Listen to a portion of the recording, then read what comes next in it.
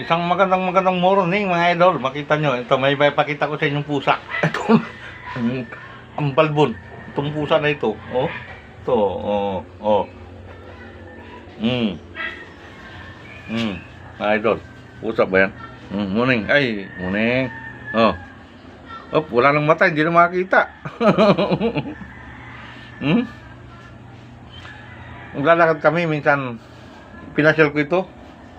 Mga idol, sabi nung sa akin, "Uy, ang cute naman ng unggoy mo."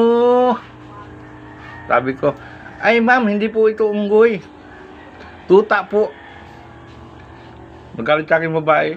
Sabi niya, "Hindi ikaw kausap ko. Yung tuta."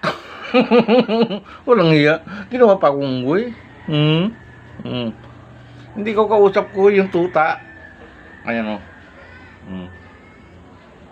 Ang kita mo ulang ng mata. Hindi mo kita. Kita mo pa ba ako? Ha?